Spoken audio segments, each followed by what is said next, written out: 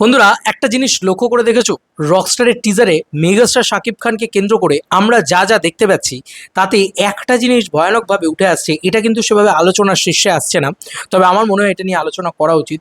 সেটা হচ্ছে রকস্টারের টিজার কিন্তু আরও বড় করে, টিজার টু আর কি, স্পেশালি রকস্টার টিজার টু আরও বড় করে কিন্তু আমাদেরকে যেটা দেখাচ্ছে সেটা হচ্ছে, is it a Gen Z content, is it a pure Gen Z content, is it a biggest Gen Z content বলা চলে। তো কোথাও গিয়ে আমরা এত অ্যাড দেখায় না ভাই, আমি সাইডে ব্যাপারটাকে চালাতে চাইছি যাতে তোমাদেরকে মানে বলতে বলতে বোঝাতে পারি। যাই হোক, তো আমি লাইভলি ব্যাপার স্যাপার দেখি। তো সেকেন্ড টিজারটা মূলত প্রচুর আমরা মেকআউটের সিন দেখতে পাচ্ছি, প্রচুর আমরা বোল্ড সিন দেখতে পাচ্ছি। এক একটা নায়িকাদেরকে বাংলাদেশে এত বোল্ডভাবে প্রেজেন্ট করা আমার মনে হয় প্রথমবার রকস্টারের জন্য হচ্ছে। মানে তুমি যদি তাদের কস্টিউম দেখো, সেজন্য অনেক বেশি কি বলবো, সিডাকটিভনেস রয়েছে, সে কিন্তু ভয়ানকভাবে রয়েছে। মানে তুমি ধরো এই যে আজকে দীপিকা পাড়ুকোন বিকিনি পরছেন, সেইখানে যতটা না আলোচনা হচ্ছে, এটাকে নিয়ে সেভাবে আলোচনা হচ্ছে না বিকজ অফ কন্টেন্ট, যে আজকে কন্টেন্টটা এত ভালো যে ওইগুলো নিয়ে হয়তো আলোচনা হচ্ছে না। বাট এই দিকটাও কিন্তু দেখতে হবে যে একটা মেগাস্টার কেন এত বড় দিকে আলোচনা করছে। কারণ একটা ডিরেক্টর না একটা মেগাস্টারকে আরও ভালো প্রেজেন্ট করতে পারে। তো একটা অ্যাক্টর শুধু একটা শাকিব খানের যে আরও বেশি করে উৎপত্তি, বা অভিনেতা শাকিব খানের যে আরও বেশি করে উৎপত্তি, তাই শুধু নয় বন্ধুরা। এখানে যে ধরনের ভাবে কি বলবো মহিলাদের পোর্ট্রেয়াল দেওয়া হবে, এখানে যেভাবে বাকি যে নায়িকাগুলো রয়েছে তাদের যে পোর্ট্রেয়াল দেওয়া হবে, আমি তোমাদেরকে পাশে জাস্ট দেখাচ্ছি, আমি সাউন্ডটাকে একটু কমিয়ে দিই তাহলে সুবিধা হবে আমার বলতে। তো তোমরা জাস্ট দেখো যে এখানে কোনো রকম কোনো যে খুব সুইস জেস্টারে নেই। সাবিলা নুরিটি একমাত্র তুমি দেখবে যে একটুখানি ভদ্র জামা কাপড় রয়েছে, তাও সে পাবে যাচ্ছে, তাও সে এতে যাচ্ছে।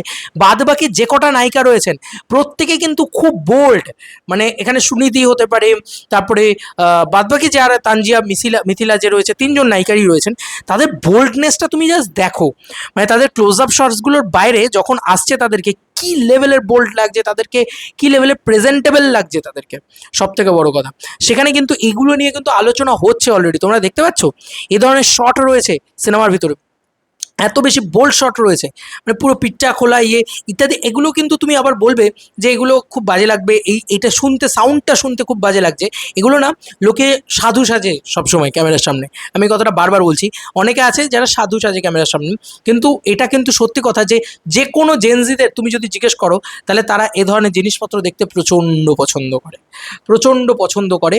এবং তারা এতটা বোল্ড জিনিসপত্র দেখতে পছন্দ করে। তুমি যতই বলো অ্যানিমাল দেখতে লোকে পছন্দ করে, তুমি যতই বলো কবির সিং দেখতে লোকে পছন্দ করে, ডিস্টার্বিং হলেও এটা পছন্দ করে। এটাই বাস্তব সত্যি কথা।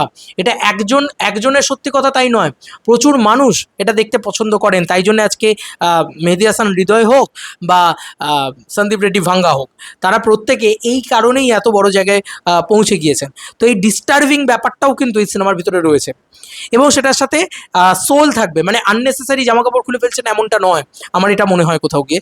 যে কারণেই এই বিষয়টা আরও বেশি ক্রিয়েটিভলি ওয়ার্ক করছে, যে কারণে এটা নিয়ে সমালোচনা হচ্ছে না, আলোচনা হওয়া উচিত আমার মনে হয়। মানে এটাকে নিয়ে সমালোচনা যেরকম হচ্ছে না, তেমনি আলোচনা তো হওয়াই উচিত। কি তাই তো, আমার তো তাই মনে হয় যে যেটা এবং আলোচনা হচ্ছেও। তোমাদেরকে একটা জিনিস দেখাই, ফেসবুকে আমি দেখলাম এটাকে নিয়ে বেশি আলোচনা হচ্ছে যে একে না এত ভালো লাগছে, ওকে না অত ভালো লাগছে।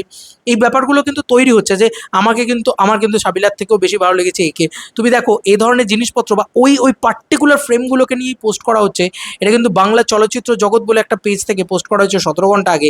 কেন জানি না সাবিলার চেয়েও সুনিধি নায়ককে সাকিবের সঙ্গে, সাকিব খানের সঙ্গে বেশি ভালো লাগছে। তোমরা দেখো এখানে জাস্ট কী ধরনের ফ্রেমস তাকে মানে সিনেমার ভিতরেও দেওয়া হয়েছে, এবং সেগুলোকেই কিন্তু তাকে নেওয়া হয়েছে। তুমি দেখো জাস্ট এতটা বোল্ডভাবে কোনো নায়িকাকে আমরা কি বাংলাদেশের কোনো সিনেমাতে এভাবে দেখেছি?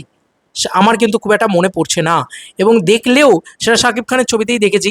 এটা নিয়ে আমার আরেকটা বক্তব্য রয়েছে, সেটা না হয় আমরা অন্য ভিডিওতে আলোচনা করবো, যে আমাদের টলিউড পারছে না, শাকিব খান পারছে, সেই নিয়ে আলাদা একটা ভিডিও তৈরি করব, যেখানে শাকিব খানই বাংলা ভাষার একমাত্র নায়ক যে এ ধরনের প্রেজেন্টেশন দিয়ে জেনজিদেরকে নিজেদের দিকে টানতে পারছে।